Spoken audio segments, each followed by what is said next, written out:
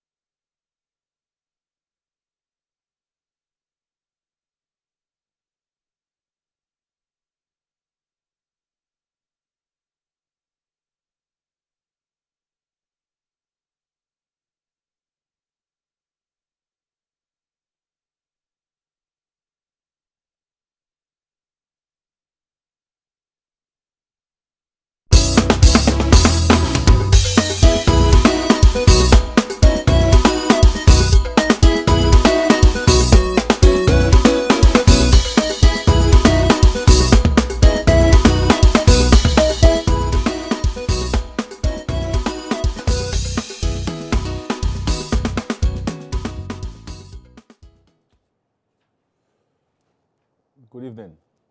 Welcome to Untitled. I am happy to welcome you once again to this interactive one-on-one program. Thank you for welcoming me into your homes for the past 10 Sundays as we discuss issues of development and got up to date with the work that is ongoing in the various sectors of our economy. On today's program, we will discuss education. Education is one of the areas which holds relevance for every single Dominican. We all have a stake in ensuring that our citizens of school age receive the highest quality education to be competitive players in the global economy. Certainly, this government's investment in education and commitment to the development of our country's human resource base are unparalleled. Today, we will speak about the work that is ongoing within the education sector and plans to further improve the programs being offered to students at all levels. I am joined by the Minister for Education, Human Resource Planning, Vocational Training, and National Excellence, Honorable Octavia Alfred, and the Permanent Secretary, Mrs. Chandler Hyacinth. We will welcome your calls during this interactive session, and we look forward to certainly engaging you, the general public. Ladies, welcome to Untitled. Thank you. And I am grateful for you taking time off your Sunday to speak with me and to speak with the nation. My friend and colleague, Honorable Alfred, the Minister of Education, you are a new minister, as they say, and you're also a new member of Parliament of the Castle Bruce constituency. How is Castle Bruce and the Castle Bruce constituency these days? Good night, everybody, and thank you for having me. Castle Bruce is alive and well. In agriculture, everybody's busy with their backyard gardening. And in fact, some people are already reaping. Farmers are excited and motivated about the inputs that they got and the equipment. And we hope this assistance, including technical support, will continue. Cassava farmers are positioning themselves for the rapid increase in demands. We expect to be a model for this crop, and we hope that our new modern cassava processing plant will be completed before the end of this year. We have a meeting planned with the cassava farmers, especially coming up soon. Another exciting thing in agriculture is the bay oil farmers. They're very busy trying to meet the increased demands. What is noteworthy about that is the number of young people from Petit Soufriere who are involved in bay oil production. We have people who do potted plant, horticulture. They're getting excited, asking about outside markets. People are coming now to Saint-Sauveur and Good Hope to purchase their plants. You know already about the egg production and the goat, pig, and cattle raising. The Minister of Agriculture is meeting with our agriculture officers this week. So we are hoping that a lot of discussion will go into how we can support those farmers. We are glad about our housing condition now, with our people moving into the apartments. 124 families move in. So this hurricane season, we are better off than we've ever been because we have more shelters and we have less people to move. There are some people who are waiting for some windows and doors that we hope will come soon. Our health center in Castle Bruce, the repairs are almost completed there. And although both health centers are down for an upgrade, Saint-Sauveur will be repaired too because they have some immediate work that they need to do. We still have people benefiting from social support. 172 people are employed under NEP. We have constituencies still benefiting from funeral grants. In sports, football is on a high. I hope the best team win this afternoon. I miss a game. We are glad that both East Central and United are doing well. We are happy too that Michael Gasper, one of our players who was injured last week, he is at home, and I wish him a speedy and complete recovery. Soon, the lighting of the park will take place, and our sports enthusiasts and everybody excited about that because, I mean, they've been waiting. Education, we're waiting for CXC results. We're anticipating good results for Cassibrus Secondary. Our students continue to benefit from uniform and school books, school bags, and parents are busy shopping now. We are improving the internet at the secondary school. This is important for us.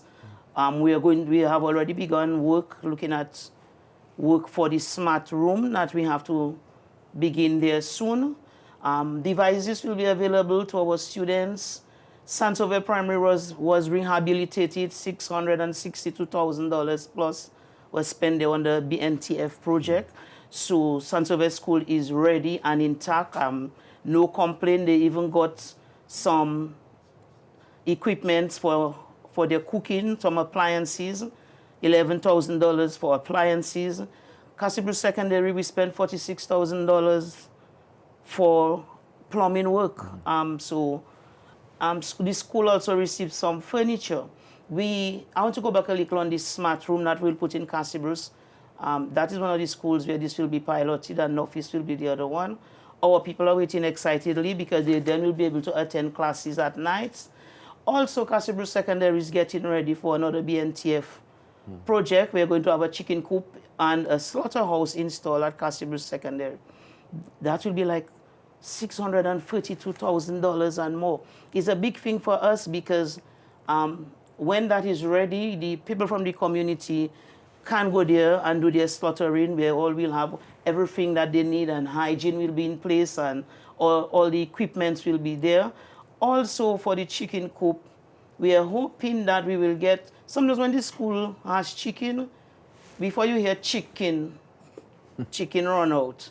So we are hoping that when we hear secondary school has chicken, everybody will be able to run and get chicken, and we will even have, hopefully, to send some to the abattoir. Also, 2 greenhouses will be erected at Cassibrus Secondary. A lot is going on at Cassibrus Secondary, which means maybe we might need to give them a farmhand, because sometimes when children go back to class, you need a person. So some of our teachers who meet the criteria for appointments are recommended, so we hoping some of them will get. A lot is going on at Cassibrus, road works. All our roads are repaired up to Petite Soufriere.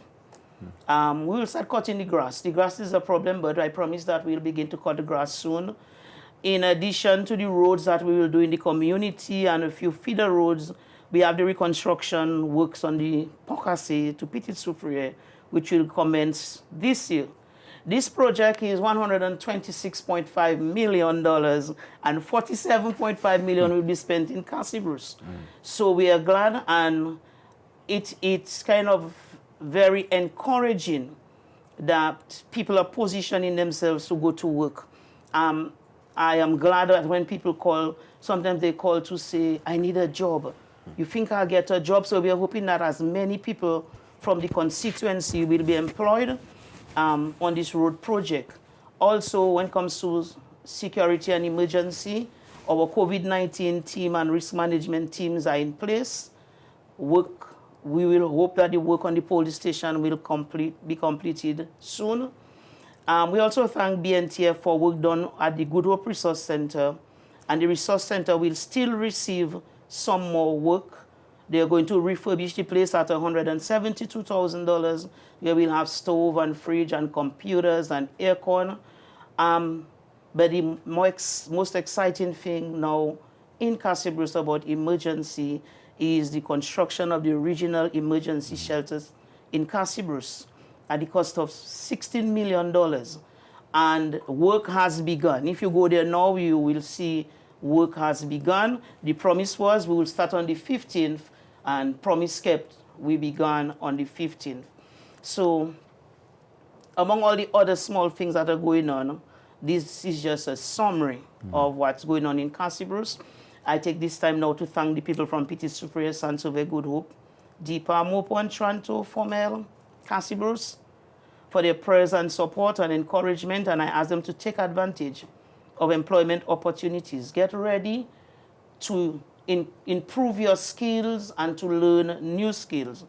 I am happy that people are ready to work. It's a very good attitude when young people are ready to work, and I thank the Cassibrus constituency for giving me a chance to serve them and I want my constituents to know that I am doing my best. I would also like to thank those who are funding projects and partnering with the government for the development of the Castibus constituency. So that's a nutshell. That's Well, that's a nutshell. I don't want to see the whole shell, you know. So but clearly a very wonderful summary, and I'm happy that so many of these things are happening in the Castibus constituency. They deserve every one of his interventions, and certainly much more. We give a commitment to continue housing in Castibus. There's still many people in the constituency who need housing assistance, you know, and I know of some people personally there who certainly we have to provide support to. And of course, special programs for the young people as well. So we are very happy for this. But you have our full support and that of the Minister of Finance. Thank you. Now, what do I call it? Teacher Alfred? It's good. Teacher Bonnie. Teacher Bonnie? Auntie Bonnie. Okay. Anyone. So, okay. I mean, you spent most of your working life, or all of your working life as a teacher. Now you're the Minister for Education. How has the transition been? Not an easy task, but I will say enough to say that when you're on the outside looking on the inside, and when you're on the inside looking on the outside, these are two completely different views. But after 34 years of working with the Ministry of Education, my experiences have pulled me through. And in addition, I think COVID-19 made it easier for me because I didn't have to deal with policies and that. I mostly had to deal with matters directly related to school operations. So I found myself for the first 6 months being more in the place of the principals and teachers than in the place of the minister. I am also glad that concepts in education are not new to me, and I am still glad about COVID-19, not in a rejoicing way, but because I really wanted us to move faster with the use of ICT in schools, and COVID-19 fast-forwarded that for me. So that was something that I was hoping I would do, and COVID-19 seemed to be making it happen faster. I understand now some of the procedures that must be followed before some things can be done, because as a principal, I didn't understand why some simple things took so long. However, I am exploring ways in which we can speed up some of these processes as they relate especially to school management and school operations, because I feel whatever goes on at school level is the most important aspect of the Ministry of Education. So, for example, I hope that we will always have a stock of furniture. If a school wants 10 chairs and 5 tables, it shouldn't take them 10 days. They could, you understand? Yeah, we could get that. I am hoping too that we can pilot a few things. For example, put a social worker in place for schools in the district, not for the entire district, for schools, because I feel that there are issues that we can arrest in children at primary school before they enter secondary school, and then some counselor picks it up. Also, maybe we could look at piloting a maintenance officer for a district.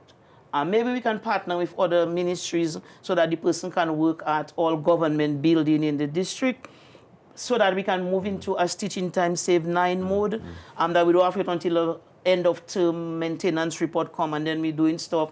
As soon as something happens, they can call the person and we can deal with that one time. So that, and another crazy idea is, that one a little crazy, but if we could assign, let's pilot assigning some money to a school, so they won't have to go through all that long thing to get a tube of ink, and accountability will be bossed there, but school operation is important, and sometimes we have to drag too much before we get stuff that we need. But I'm grateful about the Ministry of Education staff and their support. Some of them we worked together before, and they have been very supportive, and everybody is very enthusiastic about what's going on now. And I extend my thanks to them for their work. We have worked hard and well, and if we continue in this mood, we will go places. Yeah. Well, thank you. I certainly support the idea of providing schools with a limited budget so they can deal with basic interventions required, you know, and I think it's something that we have to maybe set up the policy framework and get it going. Now, Mrs. Hyacinth, you were a school teacher sometime. You taught me at PSS. True. Yeah, briefly. I think when you just came back from studies. You see, you don't remember so much a good student, a diligent student. You know, you tend to remember troublesome students. You right? learn their name first. And then we taught together at the PSS for a few years. You have been the PS for how long? 3 years. 3 years? Permanently appointed, but you've acted. I've acted different before, stints, yeah. yes. Okay. And how have you found? Challenging. It's a huge ministry. It's a huge ministry. Yeah, lots of so many facets to it. Yeah. It's a lot of work, but we're trying to cope with it. Good. Now, Minister, you announced last week that school will begin September 1 for teachers and I believe September 7 for students. And you indicated that school will reopen as normal. What do you mean by this, as normal, recognizing that we're in the COVID period? At the time when the announcement was made, normal was something. Since after the announcement, we're hearing However, when we said normal, what we meant, or maybe what we still mean, because at least we're still looking at, for sure, teachers going back to work. And we have a plan if things change, what we will do. But for now, what normal meant at the time when we made the announcement was all students will be at school, all teachers will be at school, teachers, students, bus drivers, all stakeholders would follow the guidelines and protocols that we have in our manual. Cleaners and bus drivers would continue to receive training which would help them to follow the protocols. The school day would be normal in most cases because 54 out of our 63 primary schools have less than 100 students. And 39 out of the school have less than 40 students, which means that social distancing would not be a problem in most of these schools. You have a room with a grade K of 4 or 5 students. The other thing is most primary schools serve students from the same community, and they live within walking distance of the school in some cases, so they would not require a bus.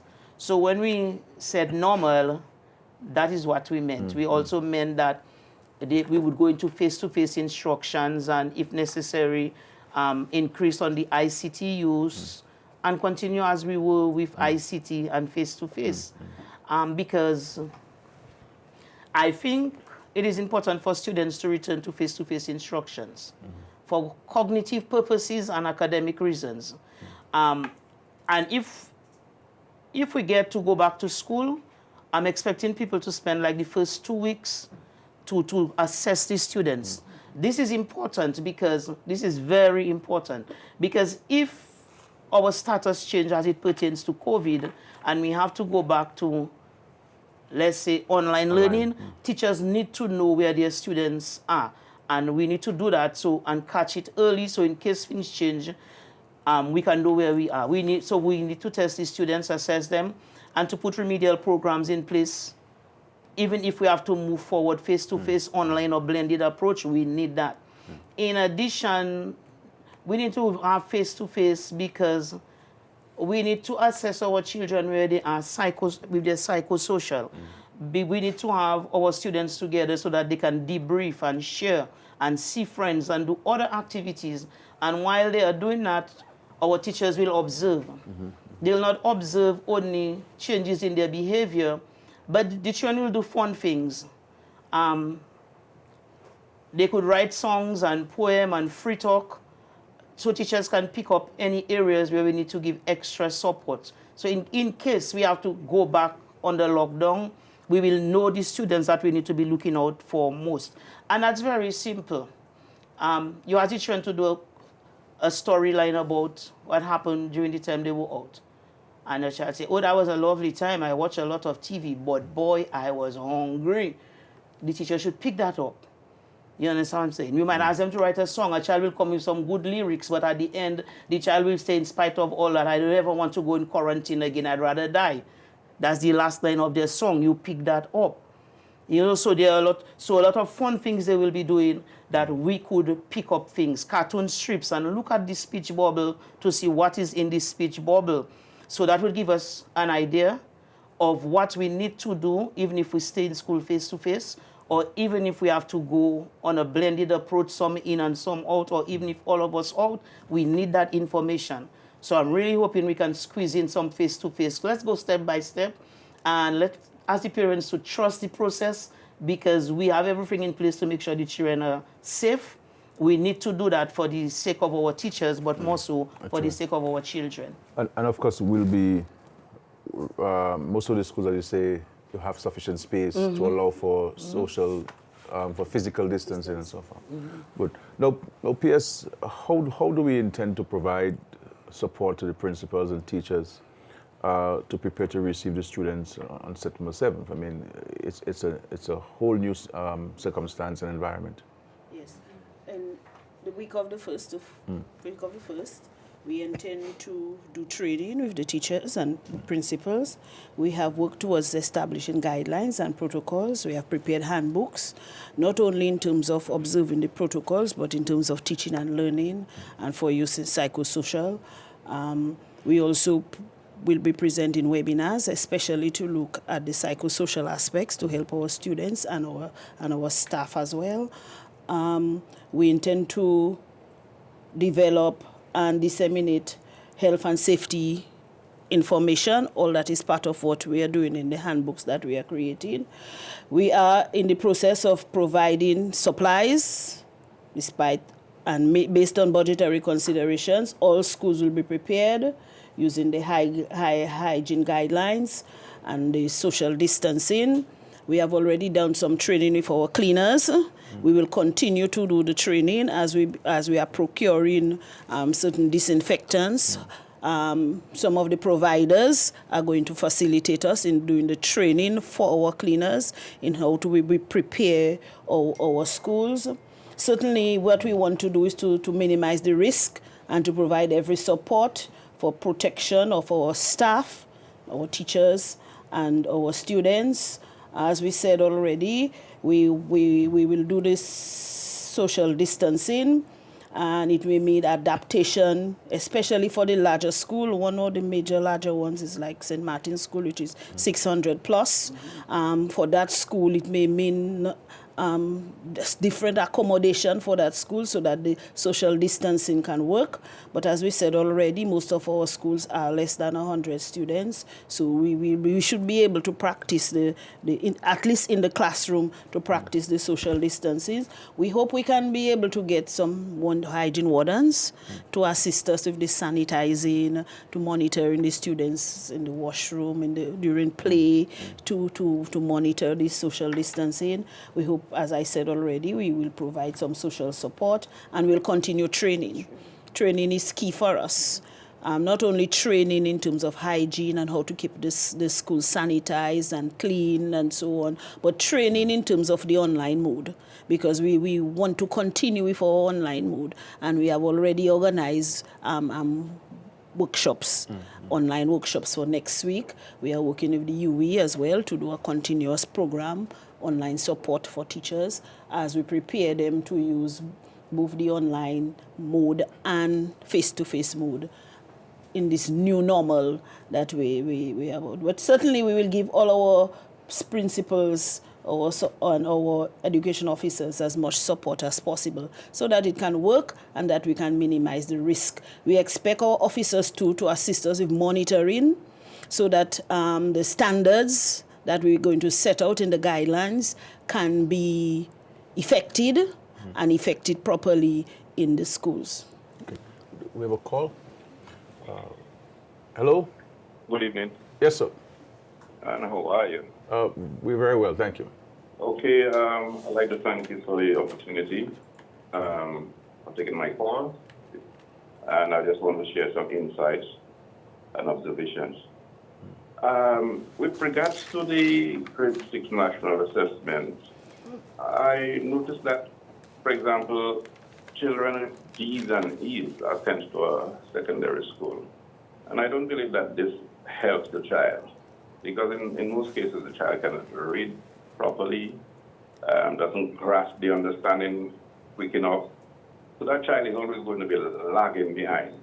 We need some special program or special school for those children, maybe one that is more practical, so that you try to catch up with where they are slow. I mean, they're slow. The teacher has to slow down to meet that child where that child is, and take them from there, make the sessions very practical, so they can also learn through doing, which would reinforce maybe even their learning. So that is an observation that I have with regard to the grade 6 national assessment. With regard to internet connectivity, I think this week the Minister of Education made a statement with regard to the government not being responsible for internet connectivity to communities. But I think on a whole, it is the government's responsibility to ensure that whichever service provider is given a license to operate in Dominica, that they meet some of the mandate of the government to provide enough internet connectivity or even telephone connectivity to all the communities around the island. That they have to, from time to time, give them time frames to do certain things. They cannot just wait until they do it according to their financial budget. They have to speed up. For example, we still have today where there are utility cables hanging loose in the community, and they should be given a deadline to clear up those communities. Now, with regard to previous program, I've been trying to get through to the program to give comment, but only now I've gotten through. So I'd like to share with regards to... I would like you to, I'm happy you're on, but I would like you to keep it to education for now. Okay, so Yeah. when will you give me the opportunity? Well, maybe at some other program, but I would like us to, you've made two very critical and very important points that we would like to have an opportunity to respond to you. Okay. Okay? But, maybe towards the end of the program, when I would have completed my engagement with the Minister and the Permanent Secretary. All right. Okay, that's fair enough? Yeah, man. Okay, good. Now, I will leave the grade 6 national assessment question to the Minister and her Permanent Secretary, but I agree with you in respect to the internet connectivity that the telecommunication providers need to speed up. We have provided them with the support required. I believe we have found a solution, and they have actually started laying the infrastructure in many of these communities. Well, virtually all of the communities have been captured on the east and on a couple in the north and so forth. I think when the minister made the point about it is not government who is bringing the internet to these communities, I think the minister was really saying that we do not own these companies. But nonetheless, we have provided them with all of this support, including financial support, to ensure that all of these communities would have internet connectivity. So I think we have done that, and work has started, and we're hoping that very soon all of the communities that were excluded would now have the connectivity that is so desperately needed, especially in light of the fact that most of our services, including education services, have had to be conducted online. I will leave the grade 6 national assessment to PS. Minister, you will decide. For me, I agree.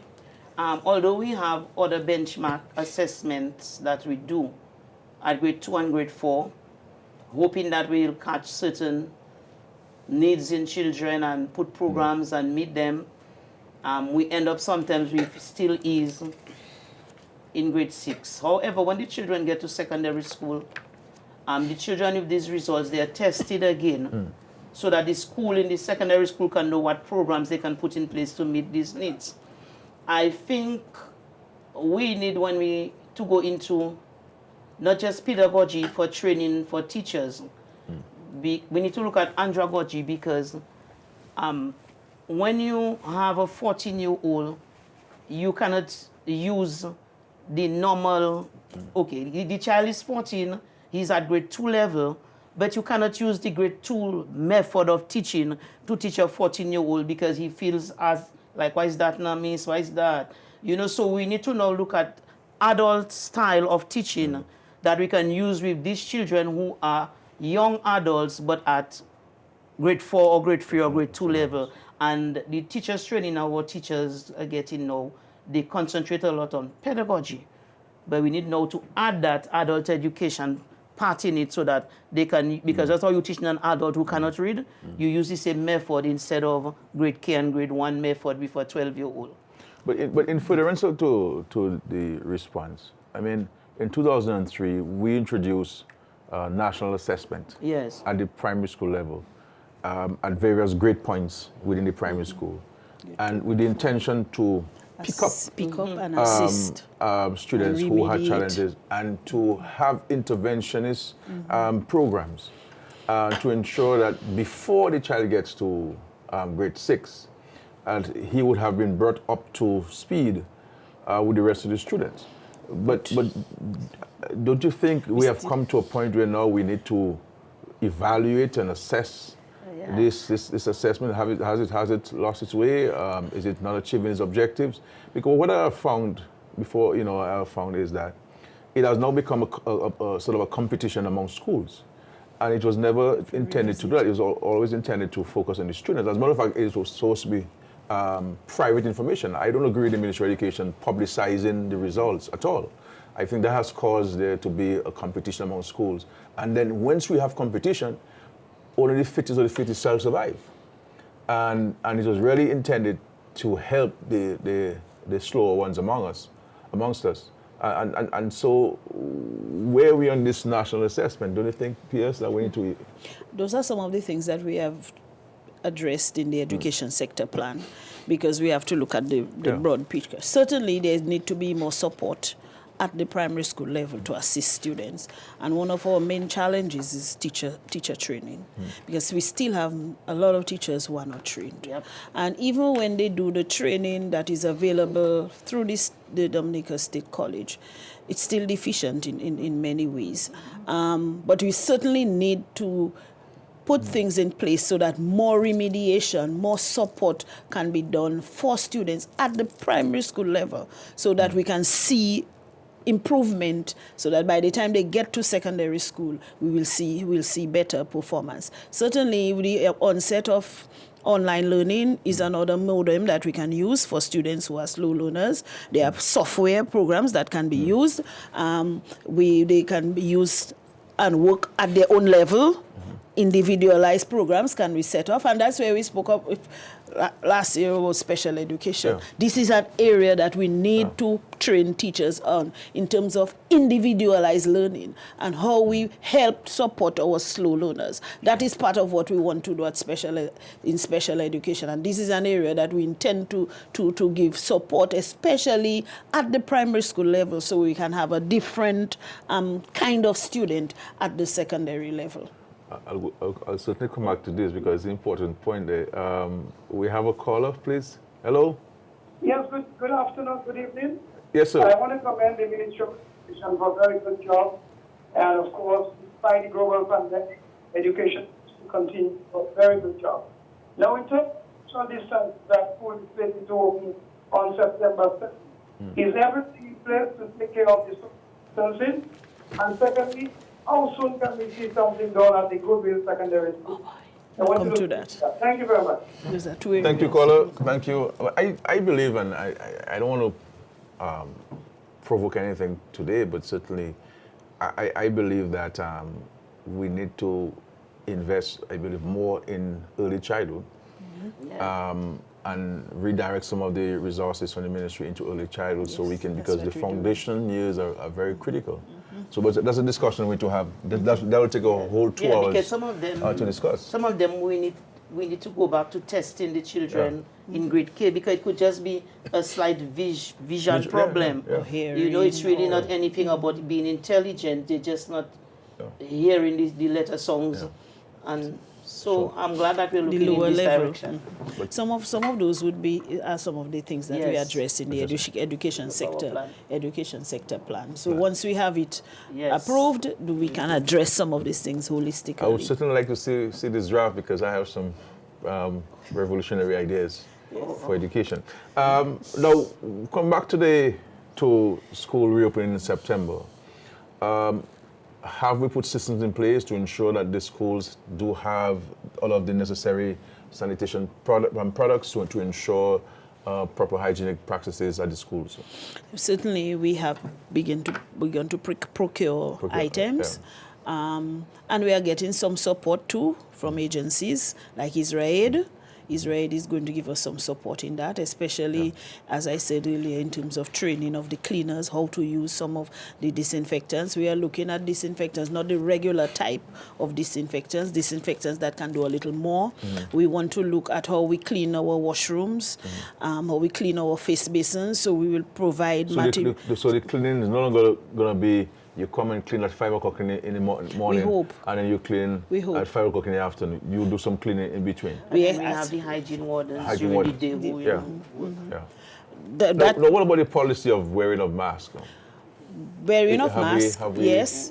detailed that? Yes, we have detailed that in the guidelines and in our handbook. Wearing of mask on your way to school and when you leave school, during break time, but we would expect that during the classroom setting that we will relax. Because you may have the physical distancing. Yes, we will have the physical distancing, so we can relax the mask wearing in the classroom. And certainly we expect each classroom to have sanitizing stuff that they can always wipe their desk during the day, sanitize their hands. We'll encourage frequent hand washing. We are ensuring that every school has their wash station and we fit it with soft soap so that we can encourage hand washing as well. So you say in addition to the washrooms, you put in hand washing stations. Yes. Based on how many taps they have in their trough. Okay. We have been doing an assessment in terms of what is needed to be done at the school, and that's where we want the principals to assist us. I want to applaud the proactive principals who have gone ahead, engaged local plumbers, local electricians to begin to do things at their school. I can single out principals who have already said, Mrs. Hyacinth, I have my plumber doing preparing pipes, preparing toilets, and they're doing what they have to do, but some we have to send plumbers out to get the information to give us. So the repair work is ongoing, repairing of taps is ongoing, ensuring that the schools have water tanks so that when there is no water, there is still water for students to do their hand washing.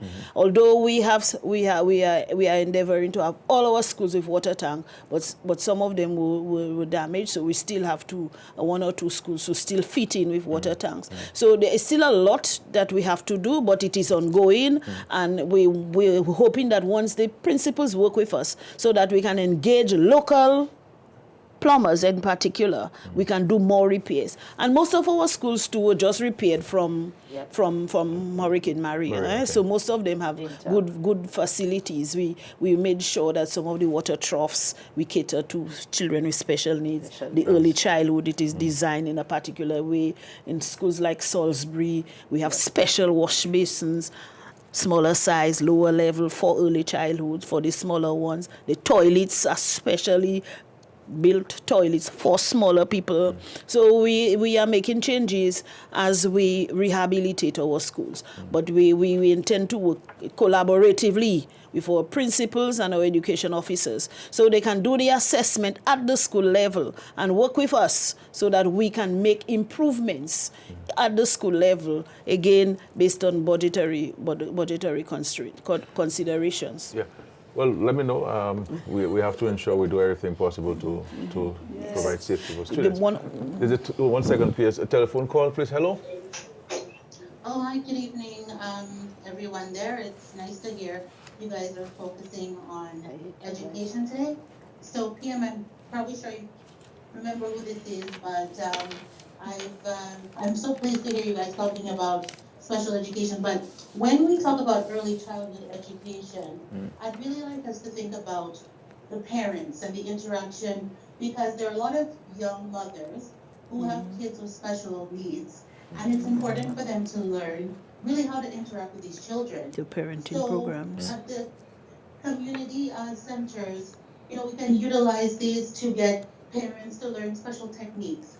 And with regards to the minister talking about interventions and learning that some kids, perhaps there's a there's a speech delay or, vision issues that are interfering with their ability to learn. I'd really like to know more about what the government is planning to do about maybe bringing in speech and language pathologists or different specialists who will be able to identify these issues earlier. I'm talking about at the 18-month mark, because we all know So that when we early train them, intervention they is should key come back. with regards to kids who have any delays. But the main issue that I haven't heard you guys talk about is integrating children with special needs into neurotypical classrooms. So there are a lot of parents who separate their kids and they go to a special school for kids with autism, for example. And I, having worked in the school system in Canada, I know how important it is, because children learn from their peers and they mimic those good behaviors. So I'd really like you guys to talk about how we can integrate those children into, the population, how we can use a special education to be able to maybe have a learning assistant in the classroom for these kids we have who that. can help to support them. So we use And also, NAPs, perhaps but it's having training. individual education plans, which would be able to target the needs of the children. So for example, in Toronto, there are some children who are nonverbal, but they're right in the classroom.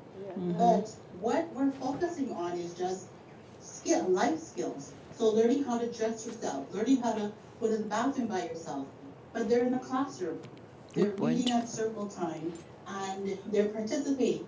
And the thing is that children who are neurotypical and have no issues, they gravitate towards the other kids. They protect them. They include them in their play.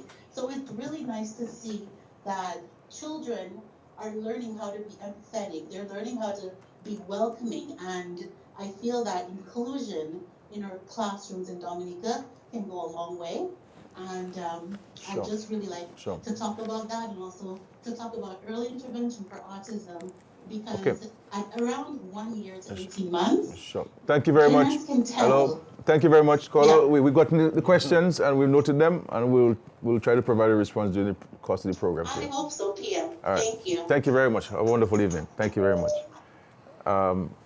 We'll take note of the question, and at some point, I'm hoping that we can provide a response to the question. And I think this is captured in our draft plans. Now, we're talking about the schools reopening again, and parents obviously will have concerns. What can we say to the parents to give them the comfort, Minister, that their children will be safe as far as practically possible? I can say to the parents that we are doing everything based on guidance from the health personnel, even World Health Organization. I can also ask them to trust the process, because now if you go to the communities, these children are all over the place, on the playing field, jumping in the river together, on the beach, without supervision and not following health protocols. If they are in school, they will be supervised. They'll be following protocols. They will have structure. They will also be learning how to live with the threat of COVID, because we have to let children be independent, because they won't always have an adult there to tell them to. But generally, from what we've gotten from the public, parents are happy that school is going to reopen, because some parents, I'm sure they may be not even as productive at work as they could be, because they have to keep checking if that child is okay. Sometimes the arrangement they have for these children while they're at work is not guaranteed. So I think it's really up to us to do more than we think we can do. And we just ask the parents to trust the process. Let's take it step by step. And we have a plan for each step. All you can do is ask them to trust the process, knowing that we will take care of the students. They won't have to worry even about food. You know, if they eat, the children eat on time, they are fed at school, they are cared for. And generally, our schools take good care of our children, and I understand the concern. I understand it.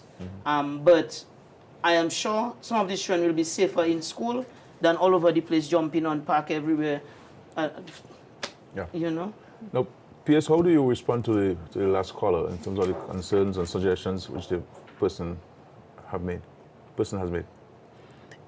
In respect to early childhood and integrating students into the system. Inclusive education is one of our main areas that we promote. And as I said earlier, individualized education plans targeting the needs of students is one of the areas we would have to go. And that is an area we need teacher training in.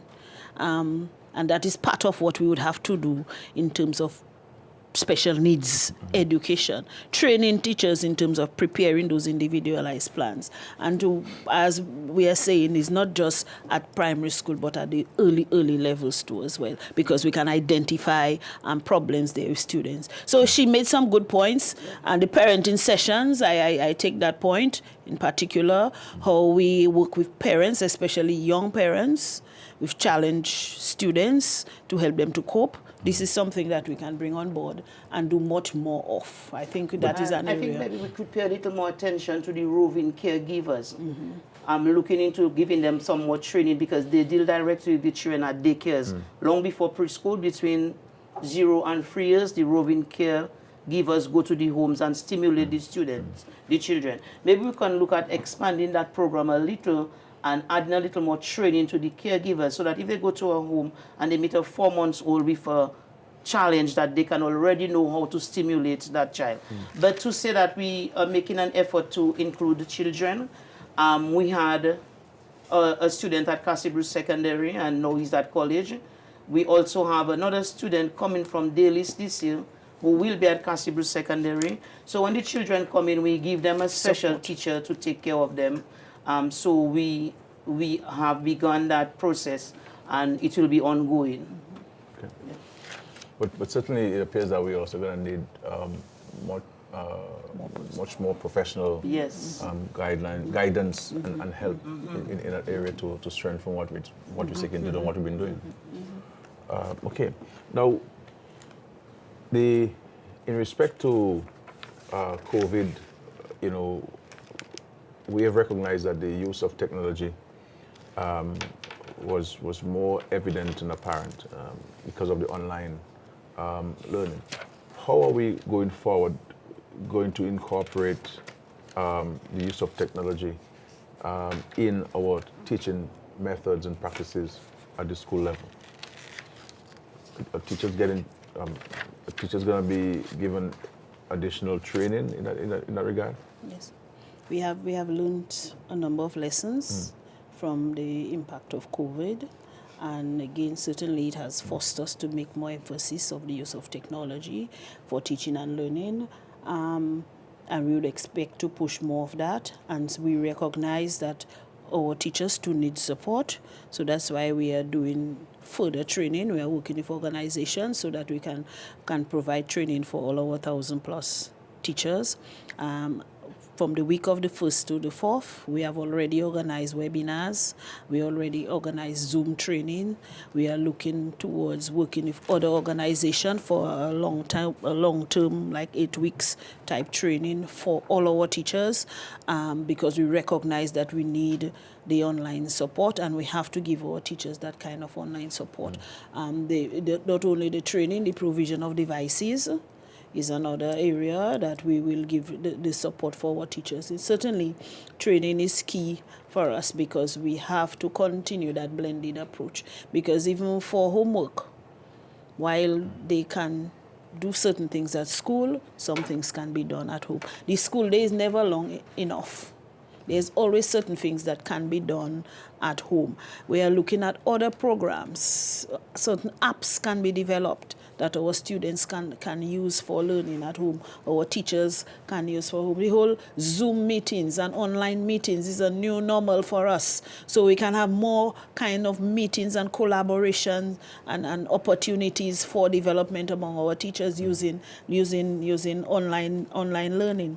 One of the things we noticed, we learned too from the COVID experience, is we need to have more contact with our parents. Schools need to have better, closer contact with our parents. We need to know their situations. Sometimes we never know that some students do not have electricity. Yeah. We expect the child to go home to use a device, but the child may not have electricity at home. We expect the child to find a device, but the device may be a smartphone, and they have to buy data to use. So sometimes we need to have more of a collaboration, more of an engagement of our parents for us to understand their realities and incorporate that into whatever that we're doing. This is one of the lessons that we have learned from COVID. Some of our schools need to have better contact with the parents, with the home situation, so that we can work with the parents and work with the students in developing the learning for them. Now, one of the things that has been exposed is the disparity in access Yes. to internet and devices. How do we plan to move forward, Minister, in respect to this disparity? For sure, we know all our schools have internet at school, and about 39 of our schools have internet in all the classrooms. So what we are trying to do is to increase our access points so that Wi-Fi can be accessible in all the rooms. Primary school teachers, we are going to train them in the use of mobile devices in class so that we won't have to necessarily build a computer lab at school. We will provide more devices because even after COVID, we sent more devices in addition to what we had at the schools already. We will send more. We also need to train our parents because even if you send children home with work and the parents can't help them, then that can be frustrating. And it is not, even if we talk about online learning, it doesn't necessarily mean that you're going to be sitting in front of a device for the whole day. Maybe all you need to do is to check which page in your textbook miss you to do. So we can either, and they don't necessarily need internet at home full time to do work, because if they come to school with their devices and we download the work on their devices, they can go home and do it without internet. I think because of COVID, people get the impression as if we just woke up out of a sleep when it comes to online, which is not true. We survived because we were not at ground zero when it comes to online learning. Some of our schools already had computer labs. All of our schools had devices already, maybe not sufficient for how we would like to have it done now. We had already done CXC exams online 2 years before. Some schools did it full-time online. We already had the education management information system in place years ago. Teachers already had the government, or they call it, email address, students. So it was not something that COVID woke us up out of a deep sleep. It was just something COVID fast-forwarded for us. And we discovered too that our male students were more involved in their work. So this means that maybe that could be answering some of our problems to why male students are maybe not so excited about certain things as female students. We're discovering if we use ICT, it helps because they were more involved in their work. They completed more assignments, and some of them did the assignments faster. And the other thing we noticed was that they were more creative than the female students in some cases. When you had the female students with a picture explaining their water cycle, some of the male students actually had animation with showing how the evap. That now sent me to another level of thinking, that yes, CXC put their exams online, but it's the same format. We might have to now engage CXC to change the format of some of the exams, because when you put a question, what are the benefits of tourism? Not less than 300 words. Some girls might come up with 300 words fast, but some boys might just come up with 150 words and they can't go any further. But if the exams are online and they can put in some graphs and some flow charts and some, so now we have to engage CXC that if the exam online, let us look at changing the format to accommodate some of our students who are not so inclined to writing all these long essays and incorporate ICT and other things. So it's a good thing for our male students to that ICT. Well, that's an important point. I'm happy that you're making those points, and I fully endorse those points. And that brings me to my next question about the curriculum. I know in 2003 we had a review of the curriculum. That exercise may have completed in 2004. Have we seen the need in the Ministry of Education to look at the review of the current curriculum? Have we started that process, Minister? We're in a conversation because we must, based on the education sector plan, what the new objectives and the new, what do you call it, Miss? The new programs that we have, we must review the curriculum. And I don't think we should be reviewing the curriculum with the old one side by side. We will have to review the curriculum using the education sector plan and based on what we want to achieve. Because sometimes when you talk about reviewing curriculum, everybody wants to have the old one, what we did before. It's good, but sometimes we kind of still bring over too much of what we've done that didn't work. Maybe we need to get some new things, because it is the responsibility of the Ministry of Education to prepare students to contribute to the digital Dominica. Yes. And that will take a big part in the curriculum that as we move to change it, because we have to start that thing as early as possible so that students can be independent users. Because I have a concern, and before I allow the PS to also contribute to this, I have a concern. And look, we still have 5 hours at the school. Yep. And we have increased in a dramatic way the number of subjects which you offer to students. I mean, how do we, how do we propose to overcoming this thing? Because, I mean, we moved from physical education was something that you did. It's physical. You had sports there, and you did the exercise. You played sports, and you engage yourself in physical activity. But we've moved away from this, and now we're using a textbook for physical education because it is now a subject at CXC. And so what we have found, in my view, is that we do not allow students enough opportunities for group work, for interaction. It is sitting on a desk, on a chair for 5 hours outside of the break, and having tuition in a classroom setting. And so it is very competitive, and it places, in my view, an added burden on students and parents to see whether the children can do well as compared to others, rather than everybody in an environment where they can all succeed. PS, I mean, are we looking at this? Yes, certainly. Because in my view, time is of the essence. This is a policy decision we have to make, because the 8-to-1 is not enough. And there's things that we need to have timetable, especially if we're looking at reforming the curriculum. Well, why don't we do some things as extracurricular activities? Because we no longer have extracurricular activities in school. I mean, we'll come back in the afternoon and do drama and do music and do art and do a number of things, but we no longer have this. Yes, certainly there's some policy decisions we would have to put in place to enforce the afternoon session for certain things. Especially, for example, if we're reforming the curriculum, we need to look at STEM. Science, technology, engineering, and math. Yeah. We're talking about things like robotics. Yep. Where do you put that? Yep. We set up robotics clubs in Yes. afternoons. We're talking about the arts. Arts and Music, drama, dance. Where do we put it? Those are for in the afternoon. We're talking about clubs like the 4-H and other clubs where we want to build team building skills. We need to. Are we not too CXC driven in the Ministry of Yes. Education and the school Certainly. system? And 10-1s driven from the time you get into first form, everybody looking to CXC and not preparing a student for the world of work and for the environment that he has to deal with. So we teach for testing. Yeah. We busy teaching for the test. And Well, how do you everybody, change? How do you I change don't know, this everybody mindset? want 10-1s.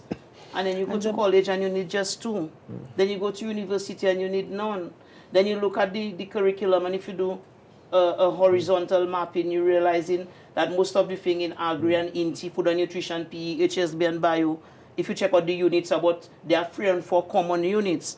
So if you know how to play it, a child who's doing bio, you can easily get them to pass INTI and HSB. You understand? It's just to look at what the bio haven't got, 2 units, and throw it in and tell them you can pass that, man. If you're doing bio, you can pass HSB at ease. So sometimes we work it like that, but it doesn't necessarily do anything much for our students. Because now we need to be looking at more than 10-1s. We need to be looking at children being able to use what they learn in the classroom outside of the classroom, because And I mean, sometimes they can't transfer the knowledge. I haven't seen the education sector plan yet, and I'm hoping I can get a draft copy. But the issue of oral examination, all exams are written. Yes. And as you indicated with the boys, they're able to have animation and pictorial descriptions of things that they have questions they pose. I mean, because when I taught at school, I always told students, 95% of the time you're going to be speaking in the public. 5% you will write. 5 or 10% you will be writing, and therefore you have to be able to speak and to engage yourself. You know, you're working and your bossman tells you have to do a presentation, and once people hear presentation, they get scared because we're not sufficiently preparing our students for oral examinations. And so somebody may not be able to write something down, but they can explain it. I mean, in the French language, you have oral exams and so forth. Why can't we have in the English language and math and history and so forth, where somebody could explain, the Haitian Revolution in an oral sense? I mean, are we looking at all of those things? So that's why in reviewing the curriculum, assessment is part of the curriculum. Assessment, And we yes. must look at changing some of our assessment. And monitoring. Monitoring what happens in the classroom, what happens at schools. We need to place more emphasis on monitoring, and that is what some of the restructuring that is required, so that we can do more monitoring. We also paper tests, man. another issue too is people mindsets. Yeah. We have a lot of work to do with But I think we should, changing persons' attitudes to certain things. But I think we have to start the process. We have to start the public engagement and maybe have a panel, and we can engage ourselves and have a sensible argument on these things. But from where I sit and from my own involvement in the education system in Jamaica for the last several years, I believe time is of the essence. I believe I don't think we can delay the curriculum reform any further, and I would really like to see the ministry and of course the nation, our country, move with haste with revisiting the curriculum, because I am concerned that we might be spending a lot of money and not many people are benefiting, or more people could be benefiting from this moving forward. I mean, for example, I've been talking about in the public domain for years about civics in the classroom. Many students do not know their rights and their responsibilities as citizens. They do not know anything about nationhood. Why PS? I mean, you've been around, you've been in your school, your principal and so on. Well, why can't we get civics to more money into the schools? What is there was a text that we used to use. I remember at PSS, there was a text that we used. Subsequent to this, Senior Counsel Ali Clarence and another gentleman, I believe, I can't remember, did additional work on this and prepared a document that could be used in the school system. I mean, why is it taking us something that is so important as as knowing what a citizen is and nationhood and the basic and fundamental rights as enshrined in the Constitution. I mean, how many students are exposed to the Constitution and the basic provisions in the Constitution? What is taking us so long to get this going? Because since then I have seen dozens of subjects added to the timetable. But values education is one thing that we really have to give further attention. We started some work. We have a brief outline of what would be in this valued education, because it's not just only about patriotism. There are other concepts that we are looking at: tolerance and compassion, the justice. We have begun discussing it. We have a sort of outline. We have been engaged with a company out of Trinidad. They have. Why do you have to go with Trinidad? Because they have the experience. But we did it before. I did it when I was a student at the PSS, in first and second form, in first form in particular, civics. Yes. But now we want to take it even from early childhood. We want So let's take it from early childhood or in the womb. Because we can identify areas for early childhood, and we have a kind of framework for early childhood. But I believe we're treating this thing too administratively and bureaucracy, and we're making the thing as I'm asking people to Dominicans to prepare to go to the moon. Yeah, we will do it. Yeah, let's get it done, because it's amazing how we behave when we heard the national anthem when we were 12 years. Yeah. And you go to the park, the program begin, the national anthem is being played, people looking for their seats, people walking around, and you feel it because of how you were trained at school. And outside of lack of loyalty and love for nation, basic etiquette and courtesy, care for the elderly, voluntarism. It's amazing. People sit anyhow. We have to get it going. People doing any kind of thing, any kind. People show up late and nothing for that. Work ethics. And I think too, we maybe need to support the brownies and guides and the people who are doing that. Also, I think we need to choose some of our patriotic songs well. Because even if now I'm in it, but even if we're at a youth rally, we want children to sing Forward We Go. We sing Forward We Go to close the program. But our patriotic song, we have to, when you were 12 years and you sang, what service shall we render thee, Dominica we love? It did something to you. We will sing one flag, but we should be singing, before all land in east or west, I love my native land the best. Most people under 40 don't know those songs. Because, but Minister, the point is, back in those days, we did this at the primary school. Yes. It was part of the school's curriculum. Yes. That's right. But now we are all preoccupied with this acronym called CXE. Yes. And anything that is not of CXE, then we cut it off. And I am concerned, and I've said so publicly, and people maybe wonder, well, you're the Prime Minister, you can impose it, and so forth, and contrary to what people will believe, that this is not a one-man government or a one-man state. Something I wish it was. But we really have to get it going. I am very, very concerned about this.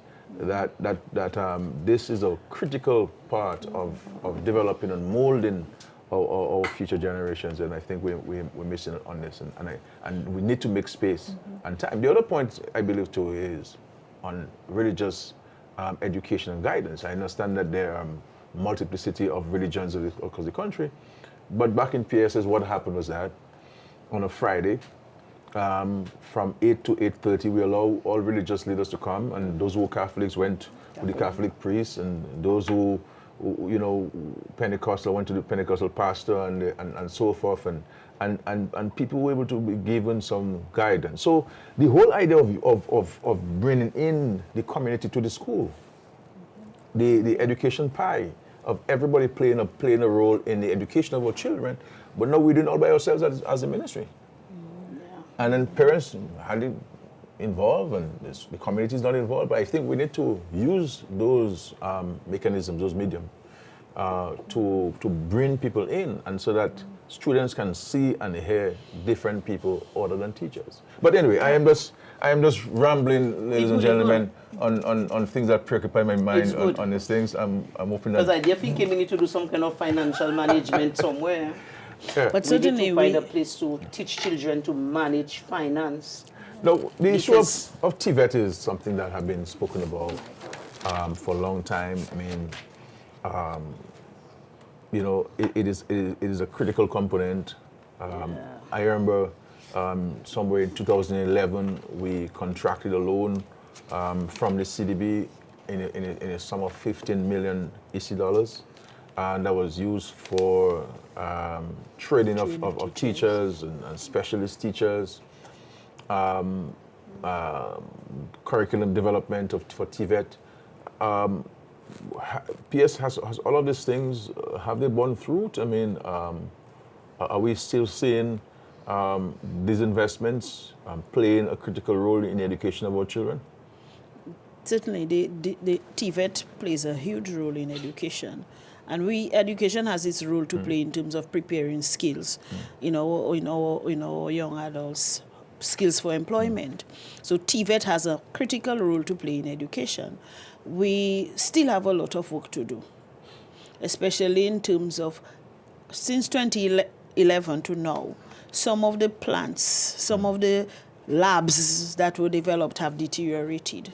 So now we have to revisit to improve on the infrastructure.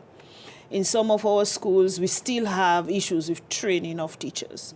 If we just want to give students knowledge for their own information, what we have is okay. But the ideal for us would be to give students a CVQ qualification. And that requires a lot in terms of the standards that have to be set for garment production, for food preparation, for woodwork. And one of the main, we still having challenges with staff. Teachers trained in the areas to teach the areas. Because to do this... But why don't we put announcements out? I mean, are we trying to get people who are qualified from those we have in the school system? Or I think we need to put circulars out to the public, and people who have the requisite qualifications would come forward. I think that's something we need to look at. But because we need to ensure that the investments that we make, we can see a return on it, and technical vocational education is very, very critical in small economies like ours, because we need a plumber, we need electrician, we need people with various skills. A lot of our uniforms are being manufactured or out of Dominica for many of our businesses. There are opportunities for employment and keeping money in our economy and benefiting the Dominican economy and the Dominican population. I mean, because there's 3 students I understand from Goodwill Secondary School who did the CVQ, as a Caribbean vocational qualification in garment production. What were they tested on? The garment production has several units. So they are taught, one, how to perform minor maintenance, how to set up a machine, how to do minor maintenance. They are taught how to assemble a garment, whether it's a skirt, a dress, a blouse, a pants. They have to learn how to design, basic cutting, press work, applying work standards, especially in terms of sketching and fitting and identifying if the fit is okay, if there's a problem, how you fix it. And then they also have to follow health and safety protocols. They also have to learn to keep records. So they have to follow those basic guidelines, their standards.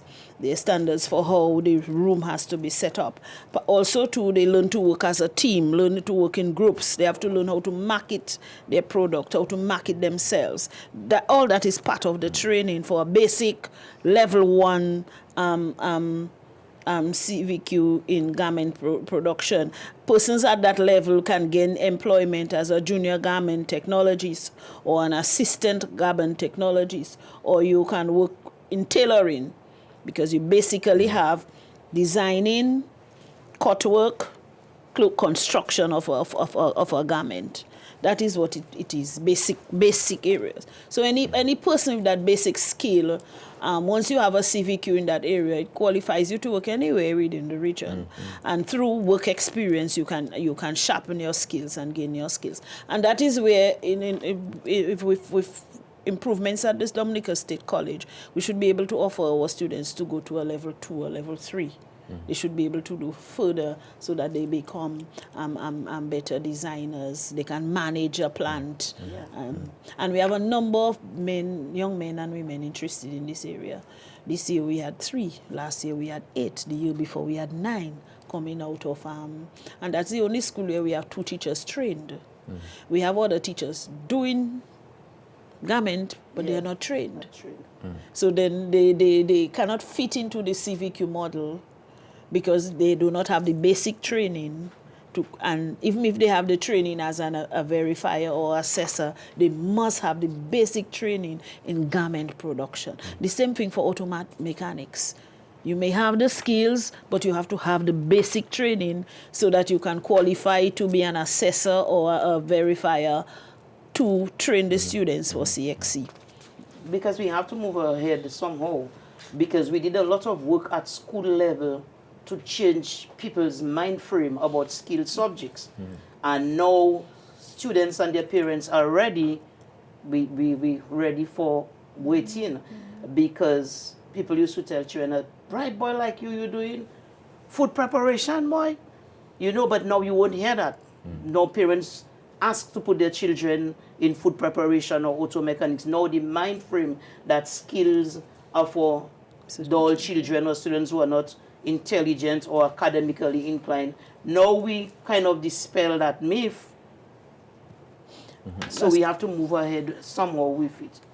Also, too, maybe it's even in terms of policy decision, we have countries like Jamaica where they make it compulsory for every child living in school to have one skill. I agree. You can be a doctor and still learn how to do a little electrical repair work, how to do a little bit of plumbing. I think that's the solution to the challenge. I think it's something that in the whole education sector plan and the curriculum reform, we need to look at these things. And then now, there's a question on WhatsApp. The school feeding program has been one of our safety nets. In light of COVID-19, is there any restructuring of the program? I mean, we have the school feeding program and many other social support initiatives, Minister, to lessen the burden, the financial burden on parents, especially parents with an economic challenge or with many children going to school. Are we going to continue the school feeding program? Of course, we will continue. We will continue, because not as if we didn't have good hygiene at all, because the environmental health officers used to check to ensure that everything was always in place. We might have different eating arrangements for the students. Some schools do not want children to eat inside. But now with COVID, we may, because most students will be on single tables and social distancing, we may decide to feed them in their room, on their table, and that's why we engage in the hygiene wardens to help out with all of that. The policy, it was Ministry of Health and Ministry of Education working on it, and we need to finalize it because that draft has been around for some time. I think we need to enforce that policy because some schools sell soda every day. Even schools in the areas where they can almost grow their fruits and make their juice. And still again, it's about changing mind frame, because some of these students, they do not want the local fruit juice. They ask you for a Buster, you know. So, and in the policy, we address all of that and what we give the children at school. So in the schools where they have the school feeding program, we give them menus that they're guided by. But in the secondary schools where they sell from the canteen, we have to really enforce the policy and make sure people. And then we continue the school transportation Yes, program. we have school transfer fees. We will help with the And the CSEC school transfer fees examination. is it $500 for Yes. every student who would have sat the national assessment exam Yeah. and within secondary school? And transportation allowance, uniform, Uniform, textbooks, textbooks. school fees, and help with registration and the school feeding program. And we are observing closely COVID. If there's another program we need to add to facilitate parents and make children safe, and we will add it. Yeah. We will add it. So all of the programs are continuing, Yes. and students are benefiting Certainly. for the school year. Now, some years ago, you know, on behalf of the government and the Labour Party, I made this announcement about having a university graduate in every household in Dominica. Many people laughed at this because they felt that this was an over-ambitious initiative by the Labour Party, the government. Where are we on this? I mean, you know, in terms of the scholarships that we've provided to students, Minister? I think now, we are looking at a project, and we are almost there, you know. We've having one university graduate in each home. We also have a number of students who are out completing. We have a number of students who are completed and they will return home. Some of them have already returned home. And this year we still have institutions offering scholarships, and we will send some more students. University of the West Indies, Monroe College, Western State University, Grambling. The ministry continues to receive from OAS, Commonwealth scholarships for scholarships in United Kingdom and New Zealand, People's Republic of China, Republic of Cuba, Morocco, Turkey. So we still have lots of opportunities for people to take advantage of. But now we have a new document, which is a policy which will guide how we do these scholarships and how we trace our students. Again, part of it was because of COVID. Because when COVID just came, and we didn't even know where some of our students were in some cases. So that policy will also help us know where our students are. It will also help us to ensure that students are studying programs that are on the national list of priorities, so that when they come home, we can use them.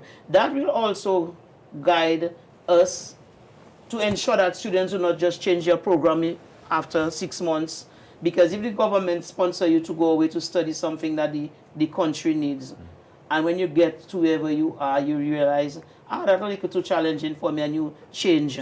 You will not be able to do that without asking permission, because we didn't send you there for psychology or business administration. We send you for, you understand? So, because a number of students change their courses without even seeking permission, without even informing us. Some people even change schools. And that, in cases, it extends the completion date. And when you think you're getting somebody in 3 years' time with whatever you send them for, it's a completely different. So we have a policy that will take effect soon, which will guide some of what we do as pertains to the scholarships. But it's still there. It's working out. No, there's students who raise concerns, you know, about the delayed processes at the Ministry of Education. Can you explain to the public the process involved? Yes, there is a process involved, and more so with the new tertiary education policy. Once that become effective, we will have a strict procedure. Once an application is received by the Ministry of Education, it is usually we review to make sure the person meets the standards that we are looking for, and we prepare our matrix. This is submitted to a committee for review and selection. Once persons are selected from that pool, then it is submitted to the Ministry of Finance for final endorsement and approval. And that's when, once we receive those approvals, that is when a letter will be issued. And the approval may be for a scholarship, which would be full tuition, full housing, or it could be for financial assistance, which could be just a portion of your tuition or support in terms of your housing. Or it could be a grant where we just give you a one-time amount for that period. So basically, that is the process. Every student who applies for assistance, for financial assistance or scholarship or grant cannot be successful because we have budgetary constraints. And we are always guided by our budget. And sometimes you may submit a request, but especially around June, July, we have to be guided by whatever is approved in the budget. We get hundreds of applications. And persons expect that you send an application today and you expect to get a response tomorrow. Sometimes it is not even done properly. It doesn't have the necessary attachments that is supposed to be part of it. But yet still they would expect you submit it today to get it. But there must be a process that has to be followed. And more so when we put in that a tertiary education policy, there would be a time frame for receiving and a time frame for approvals. So we would not have to be getting applications all through the year, and people expect to get a response all through the year. No, and this new policy, once approved, will be placed on the government's website. To be placed on the government transparent process. We're hoping that we can do things electronically. We are working with the ICT department to set up an electronic database. We are setting out a new application form that will be placed online. So once you fill in the information, we can document it and have the necessary information. There are some forms that we want. We want to make it mandatory that you submit your grades. We also issuing documents for student signature to allow us to be able to access their grades from universities. There are penalties for when you fail to meet certain standards. There's bonding requirements depending on how much government has assisted you with. The document is a whole comprehensive document which will reform and put some structure in how we deal with financial assistance scholarships for students, because it has grown from when we had 100 students to now where we have thousands and hundreds of students. It has grown. So we're just asking persons to exercise patience with us, even when it comes to payments. It's a process, and we have to work with the Ministry of Finance, and all cannot be processed at the same time. So we have to work with. And I think too that we need to assist students in the whole selection of the courses. Yes. Students, I believe, are pursuing courses that are not of national priority needs. And you also have a saturation in terms of the number of people who are studying this. I mean, for small economies like ours in the Caribbean, there are just so many people you can employ the particular skill set that they have. And so what we find is that students come back with a degree, yes, but there were 10 of you on the plane with the same area of study.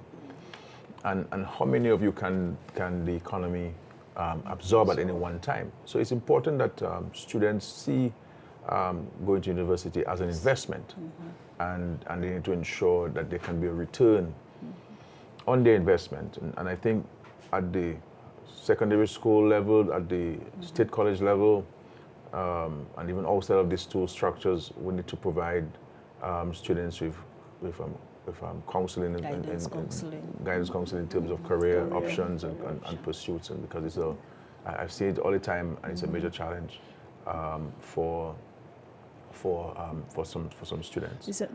This could be another new areas for school. Guidance counseling, just to give students career guidance, just somebody at the school to work with them. And especially now we're talking about a resilient Dominica. People have to look at what it is that requires Dominica to be resilient. And when you're choosing your option, choose the areas in terms of resiliency and sustainable development. Now, with regards to the school facilities, the physical plant, I mean, we've done quite a bit of work, as you indicated earlier, especially after Hurricane Maria. I mean, schools that were repaired are much improved now, you know, and taking new realities into consideration. But there are also a number of schools that are earmarked for either a major rehabilitation or reconstruction into new schools. PS Minister, can we give an update on this? I mean, we have Salisbury. PS will do a lot of the technical, but we have Salisbury that we will open. We have our keys for Salisbury done. We have Wharton Waven that we hope to get our keys by the 1st of September. That will also be done.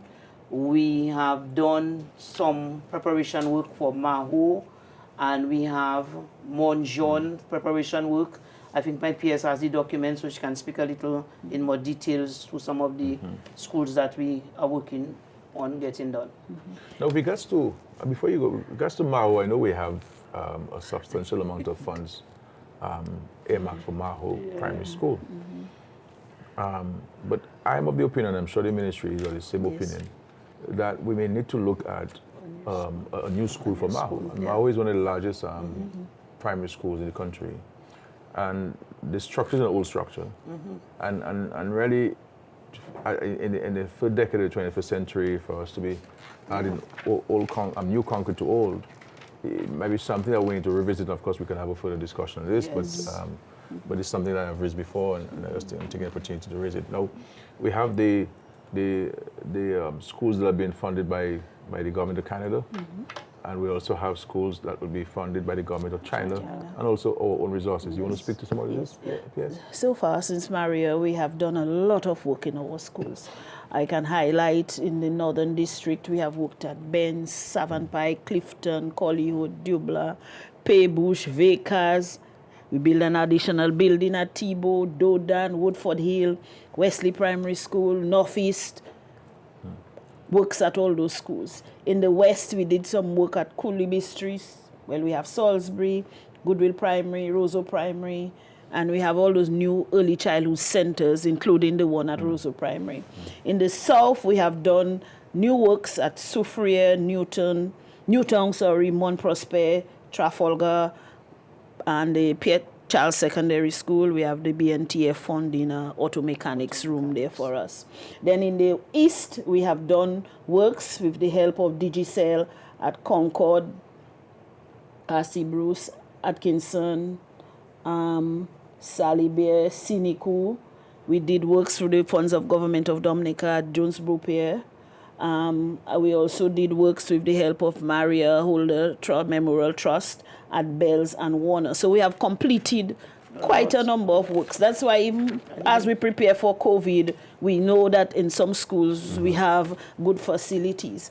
In terms of schools to be constructed, we have an agreement. We have signed letters of agreement with China for the construction of primary schools at Kalibishi, that is new constructions, Kalibishi, Thibault, Tetmon.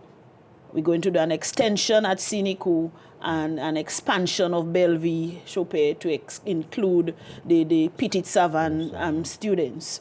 We have ongoing now the Maria Holder Trust construction at Wharton Waven, as Minister said. We will be getting the keys for those shortly. It's well advanced, mainly tiling remaining to do and some inside painting, and they're working on finishing touches with plumbing and electricals. Then we have the Canadian funding schools, which are Monjon, Daly Cis, W.S. Stevens, and Granby. We are well advanced in terms of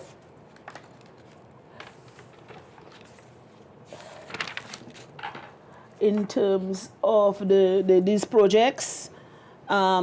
We have done bills of quantities, we have done estimates, we have done evaluation of bids for construction for Daly Cis and Monjon. We have selected a contractor for Daly Cis and Monjon.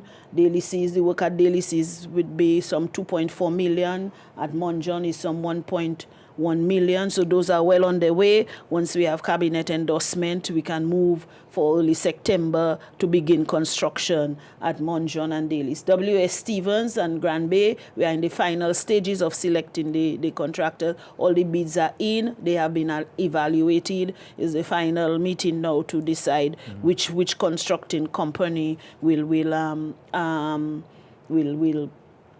be successful. Salisbury also benefited from some of the funds from the Canadian project as well. Although the Indian government gave us some money, it was not enough to complete. The Canadian fund assisted us with some almost 600,000 to finish off. Salisbury is complete.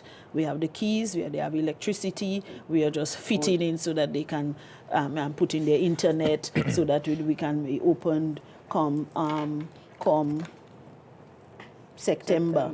Grand Bay Primary is a $3.6 million project, and W.S. Stevens is a $2.4 million project. Hopefully by September, we will have constructions, we'll have started in all 4 schools. What about the Goodwill Secondary? Goodwill Secondary School is under the Chinese. And as we said, once we do Goodwill Secondary, it will be our highlight for TVET and TVET education. But it is one of the schools to be funded by the Chinese government. The Chinese came in September, October of 2018. They visited all the sites. We gave them a lot of the information that we have. Where we had drawings, we gave them. They looked at things like water, drainage, electricity, and on the site, they were able to interact with some of the parents, some of the village council stakeholders in some of the areas. So we have already submitted all the documents that we have. We had in our possession to them. I suppose they are going through reviewing. Some of the documents would have to be redone based on their standards, based on their Chinese language too, to make it easy for them to interpret and read. We were going to go ahead with the demolition, but the Chinese has told us they will do the demolition of Goodwill Secondary. So we recently met with them again and exchanged minutes in May of this year. So we are just awaiting them so that we can begin construction of those 5 schools. Now, the time I have with you is running very quickly. But so that's very good update, and we appreciate this because many of these communities are demonstrating some anxieties about especially Yes. Goodwill the Secondary. school and Goodwill Secondary School. So And we have some work at Teachers College that will begin soon. Yes. In the meantime, the Petit Savant children will be on a shift with Roseau Primary, maybe just for 1 term. And we have plans now for the added classrooms at Cassibur Secondary. So we have little plans and big plans, but plenty plans. and of course And there are other areas we have not spoke about yet, like the library. That's right. Of course, and there was a decision with regards to the Dodan Primary School. Yes. We've had to close the school, I understand. Yes. Because they had 10 students, and the parents of 2 students asked for transfer to Roosevelt Douglas Primary. We were left with 8 students, so we went to speak with the parents, and they were happy to let the children go to Benz. They understood that it's not economically wise to continue, and they have a very strong relationship with the principal of Benz, who is from Dodan, and we have a parent who he has a bus, so he'll also help to transport them. Some of them had already bought their uniforms, so we'll just replace them. And so it is a decision that we didn't have no fussing about. It went well. So we are ensuring that we do everything to help these children to transition comfortably. Now, my final question to you is in regards to teachers and the appointment of teachers, because it's a major issue. Yes. Are we making some progress in this? We have 50 teachers who will receive letters of appointment soon. And 4 principals. We are working on another list that we hope we will submit soon. How many people will be on that second list? We're hoping 60 this time, because 60. so many we have. We can only do as many as we have available spots, but we are working because I think it's necessary. But we will. But the ministry may need to submit a request to the cabinet for the creation of additional positions. Yes. So I don't want the ministry to say that there are no available spots. The spots will be created by the cabinet. So it's a matter for us to make a submission, because the appointment of teachers is a major issue, and I think it will be a great source of motivation and appreciation a show of appreciation for the tremendous work that so many of the teachers Yes. are doing. And they have been, many of them have been there for quite a while in a temporary space. So let us maybe give some more attention to this. Yes. So that we can create additional positions so that people can be appointed in those positions. Yeah. And of course, we have the, We open we're open to move with the reclassification exercise. Yes, so we can get the deputy principal, assistant deputy principals, head of department, senior graduate teacher, qualified teacher, even the school counselor. We need to make these positions, establish positions, and give them clear job description. And because maybe when we give job description, we have to review remuneration also. So I maintain especially with the school counselor, it's even difficult to do an appraisal for a school counselor because you don't have an instrument. So we need to hurry this up. There's a thing that easy to address. Yes. They can be addressed by a simple paper to the cabinet, and we can certainly get this approved. You have my support in that, so. I'll be very glad to address this thing because my teacher's waiting on me. I have eyes on me. I want to thank both of you. I want to thank our Minister for Education, Honorable Octavia Alfred, and I want to say to the public, I can tell you, I sit in cabinet. She is very passionate about her responsibility as principal, coming as a minister, having been a principal and teacher in the classroom recently, and bringing all of the concerns which teachers have and the students and the challenges. And I can say to you without any threat of any contradiction that the education system is in good hands in the person of Minister Alfred. And you know, one of the most important requirements in this job is to have passion. And she has lots of passion and energy. You know, she may say things in a way that sometimes people misunderstand. I don't, but it's all because of her passion and so on. And I am very, very pleased with her commitment to the job and commitment to the students and teachers and commitment to the country. And I will give her all the support that she requires to ensure that our children can do well and our teachers and our education system can continue to see improvements. So I want to thank Minister Alfred, and of course on the constituency level, you know, it's an area that I love very much, Castle Bruce and Pili Soufre and Good Hope and Saint-Sauveur and Morpo and Deeper. And let us ensure that we can address the needs of the people there and make life better for all of the families in that part of the country. There are a lot of major investments coming in, as you indicated. And I'm happy that we have made progress in finalizing the contracts for many of them. Yes. And certainly this will no doubt improve. They're benefiting from the World Bank Agricultural Livelihoods Initiative. Many of the fishermen will also receive outboard motors. They haven't registered for this in Saint-Sauveur and Pili Soufre, and we'll look forward to this. And of course, the PS, I want to thank the Permanent Secretary. She has a huge task. It's a very expansive ministry. It is not easy at all, but I can say to you that she is doing a very, very, very good job. And I'm very pleased with the commitment to the job. She's not one of those who look to 4 o'clock. You know, there's no time at all. And whenever I want to reach her, I could reach her. And she's always very responsive, and I think that's important.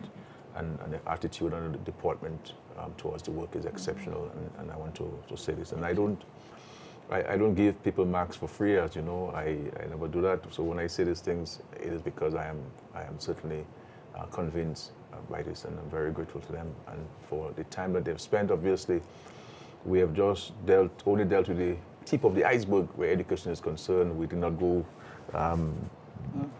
into the meat of some of the issues of curriculum reform and the paradigm shift that's required in education. You know, spending more monies, diverting monies away from tertiary education into early childhood education and into primary education to ensure that the future of our children are assured, and at the formative years and the foundation years that we give them the solid foundation that when they go to primary schools, really building the walls, and secondary school, the roofs, and university, the windows and the doors and so on. So certainly we have to look at redirecting some of our resources to ensure that every child of early childhood age can be at school, and also ensuring that we make provisions for the physically challenged and our students with special learning needs. This is very, very important. Every child must succeed, and every child must be given the opportunity of access, but also taking advantage of the access, having the means of access, and ensuring that that child can be. So you're not just saying that we have students at the schools. There must be special programs targeting these special groups, and so that they can live quality lives and independent lives. We shall take a break, and I will get back to you momentarily. Thank you very much. I'm Helena Williams from Pishley. I'm residing in Kenfield, but my farm is in Bellevue. We call that the name of that farm Lesdera Estate, but it is located in Bellevue, Chopin. As a young lady farming, you know, it is very hard. But you know, I like it, and as I said, I am enjoying it. And I'm doing very good with the grace of God. I'm doing very good, and I'm thanking God for giving me the grace, the strength for me to continue doing my farming. I grow long-term and short-term crops, but I'm more in yam and vegetables. I'm growing cabbages, lettuce, eggplants, carrots, and a lot of seasonings like parsley and celery. I can remember a week after Hurricane Maria, I came up on my farm and I could not believe what I saw. I said, Lord, I need somebody to come and help us, because as a woman I cannot turn, I cannot see the road to go. And it was very, very discouraging, and tears came out from my eyes. And when I reached in my garden, it's all after 11, because it was very difficult with ride and roads blocked. But you know, I was determined. And then listening to the radio on the farm, I heard about World Bank is coming to help farmers. I was happy. I praise God, because there was a lot of my Christian sisters in church. I tell them, pray for me. And when I heard that, I say, thank God. And you know, I got the money, they help us, and it brings me very far, the help of the government, and I can really praise God. I got a lot of fertilizer. I got about 70 something, and it finished already. Look, I'm just about to buy another 60 bags. So I really use it. They gave me some chemicals, some rat food. You know, it really helped me, you know, because the amount out by, I don't even know where to take the money. So I always say, I giving God thanks for the government of Dominica, because of the way they're managing funds and the way they're going about helping farmers. You know, the World Bank could trust them to help us. And then the World Bank did not stop. They continue. And you know, that was a very good help for me. As a woman, it brings me far. Welcome back. First of all, I want to apologize for so many of you who tried to call in. You know, I wanted to ensure that the minister and the permanent secretary had enough time to provide the information to you, and certainly they will come back, because there's so many more areas in education that we need to pay attention to. But so I apologize for those of you whose calls may not have gone through. We have about 15 or so minutes left. First of all, I want to say to us that we now have 2 active cases of COVID-19 in Dominica. Obviously, this will place an additional pressure on the health system, but we are prepared. You know, we never stop reviewing our plans and ensuring our plans were in place in the event that we were to have a case. And remember, we always said that once we reopen our borders, as has been the case in every other country, you will see 1 or 2 cases coming in. Unfortunately, we have seen 1, and we have seen a second one as a result of this first index case that we were able to pick up. This is not a time for us to be in any panic mode. I know there are people now saying, well, you know, we shouldn't open the borders, we shall keep the borders closed and so on. Well, you know, some people were saying, well, why not open the borders and so on? But let us not engage ourselves in that kind of discussion. The fact is the borders were open. The fact is we always told ourselves that there's always the risk of we having some cases coming into this country. This has been the case in many countries where you have seen Countries have gone back into lockdown mode, into curfews, into state of emergencies because of a second wave. I was just watching the news earlier before I came into the program that there are areas where you're having a third wave. In Italy, for example, you're having a third wave of cases, and in other countries in Europe and so forth. So you have this happening. The fact is, as the World Health Organization indicated over the weekend, that COVID-19 is going to be with us for the next 2 years, at least. That's what the experts are saying, and that's the reality and the new normal that we have to treat with. And this is why we've always continued to say to all of us in Dominica that we need to follow the guidelines given to us by the Ministry of Health. Clearly, some of us have been going about in a state of abandonment and not giving any regard to the guidelines. We have to take personal responsibility for safety. We have to take responsibility also for each other's safety, so that we can minimize the risk. There'll always be the risk, but we have to minimize the risk. And how can we minimize the risk? By following the guidelines. And so when you come into Dominica, as we try to facilitate people coming to Dominica, we have to ensure that we stick to the protocol set. There cannot be a compromising of the protocols. It requires a negative PCR test within a particular time frame. If you do not have one as a citizen or resident, we allow you to come in, but you have to go into quarantine. You have to have a PCR test done to ensure that you don't have COVID-19. And if you do, that we can provide you with the health care services that you require and to minimize the exposure to others. And so we have to adhere to this. You cannot, if you come to Dominica and they tell you have to stay home for a few days, then stay home for a few days or don't come. And I don't want people coming into the country just to come and have a fete. And so we have to be more responsible in this. But this is not, I don't think there's a need, in my respectful view, for us to close our borders. There's no need for this. I understand people's anxieties and people's concerns and people's fears, and they're all well placed. I respect that. But I don't think there's a need for us to close the borders. The Ministry of Health has done a fantastic job with the contact tracing. Dozens and dozens of tests have been conducted with all of the people who came into contact, with most of the people who came into contact, and it's continuing. And it really shows the robustness of our contact tracing mechanism and our testing mechanism. And so I commend the health officials for this. We're going to continue to need the cooperation of each of us, every one of us. And so those of us who come in Dominica, we have to fill the form online. You need to fill the online form. And you have to take the COVID, the PCR test if you're not within the bubble and so on. And when you get to the airport, I know there's the discomfort, we have to wait. But it is better that we wait and we go through the guidelines and the protocols to ensure that it is okay, and then you can be allowed to leave. Or if you have to go into quarantine, you should respect that. And we're doing this not to control people's movements and people's fundamental rights, but to ensure that we can protect the citizens of Dominica. And so let us continue to practice good hygiene. We have to, as far as possible, avoid large crowds and large gatherings, and we have to wear our mask in the public. And these things will help.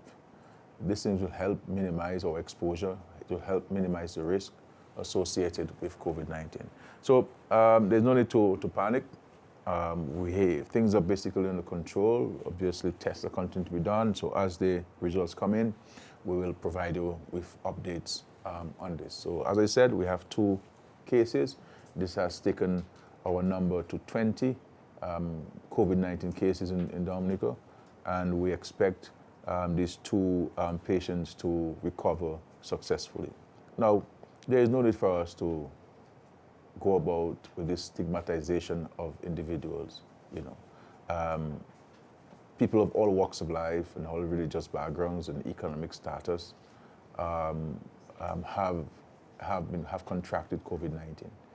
So there's no negative stigma that should be associated with COVID-19 whatsoever. And neither should a community be labeled or be ostracized because the people who may have tested come from this particular village or this particular community. There's no need for that at all. We just have to continue to be vigilant, be responsible with our practices. Going forward, so this is about the COVID, so there's no need, to be honest, there's no need, and you know me, if there's a need to shut the country down and shut the borders, we'll do so, because we've always maintained that the safety of our citizens is paramount. We did not open the borders for any economic consideration.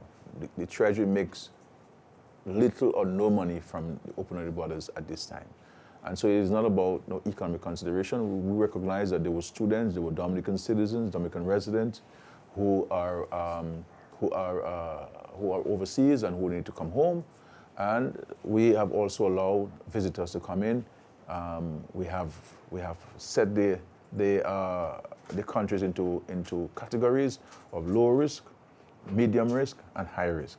And each of these categories, you are exposed to a certain criteria and protocols and conditions that you have to follow and so forth. So mindful of the risk. As we've always stated, we can never eliminate the risk altogether. The protocols are in place, the guidance are in place to mitigate against those risks, to minimize those risks, and that's what we have done. And so far, we've close to 700 people coming into the country. To have only one case as a result of this is not something that we should, be knocking our heads against the walls for. We expected that, and we, unfortunately, our expectation has been realized and so forth. And that's the new normal. COVID-19 is going to be with us, as the World Health Organization says, for the next 2 years. Until there's a vaccine, and in these things, countries like ours in the Caribbean, in this part of the world, in Africa, in the Pacific, the small island developing states, when the inventions are realized, we're lower down in the pecking order. And what we're seeking to do as a CARICOM and the Pan American Health Organization framework is to ensure that we can get to the trough as quickly as possible in the event of a vaccine being developed to fight COVID-19.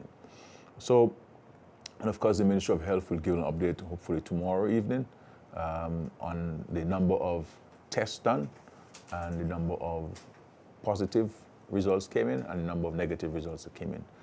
And so that we can have an appreciation for this, as we have always been transparent with reporting to you on COVID-19 from March of this year. This week, let us look forward to working together as a nation. The country has challenges like everywhere else in the world, as I said, but I believe if we work together, there's a saying, more hands make light work. If we put our hands to the plow, we can make the work much lighter for each of us. There's a lot for us to be thankful for. We always have to see the glass half full rather than half empty. If we see the glass half full, then we have a responsibility to really put the drops to get it to the brim and let it overflow. So let us do what we have to do for our nation, our country. Let us be positive, let us be constructive. We always have to criticize, but let us be constructive criticism. If you want things to be better, if something is happening that we're not happy about, then what is our recommendation to make it better? So it's not just saying I don't like this, or I don't want this, or I do not support this. If A is happening, then what do you put as an alternative? And I think we have to focus more on solutions in this country rather than focusing on the negative and criticizing. Our children, the succeeding generations of this nation need us to be examples to them in terms of our discourse, in terms of our outlook of our country and outlook of ourselves and abilities. We are very fortunate in this country, and we give God all the praise and glory. Until next Sunday, God's willing, please have a wonderful evening, a great week, And may the good Lord bless you, may the good bless your families, and may the good Lord bless our country, Dominica, as we go through this maze of challenges that COVID-19 has brought upon us.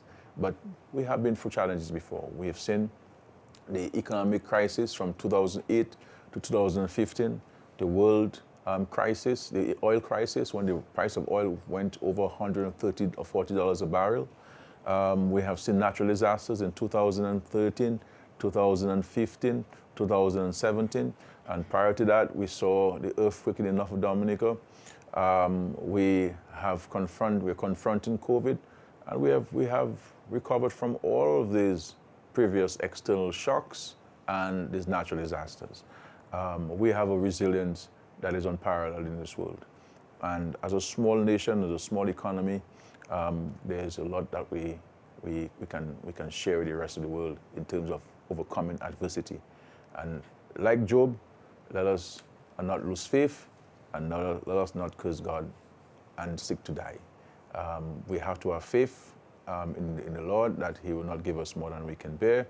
And if we work together and we are wise as the wise virgins, then we have all what it takes to survive and to surmount these challenges. As the leader of this country, I am not daunted at all. Do I have anxiety sometimes? I do. But I pray to the Lord,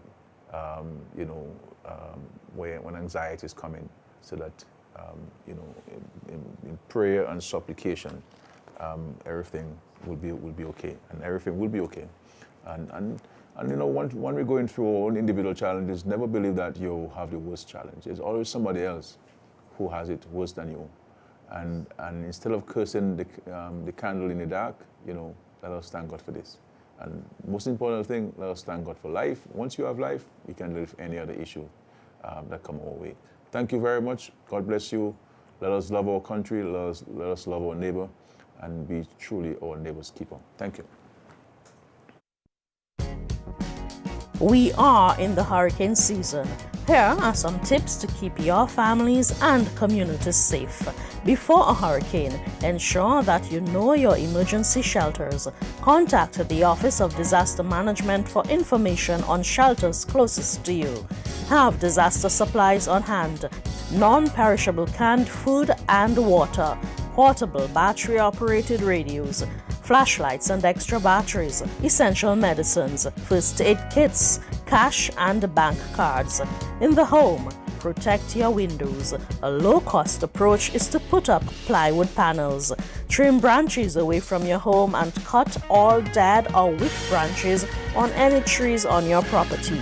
Check into your home and auto insurance. Confirm that policies are valid and coverage is appropriate. Make arrangements for pets and livestock. Develop an emergency communication plan. Make sure that all family members know what to do. Teach family members how and when to turn off gas, electricity, and water. During a hurricane watch, listen to the radio or television for hurricane progress reports. Avoid open flames such as candles and kerosene lamps as a source of light.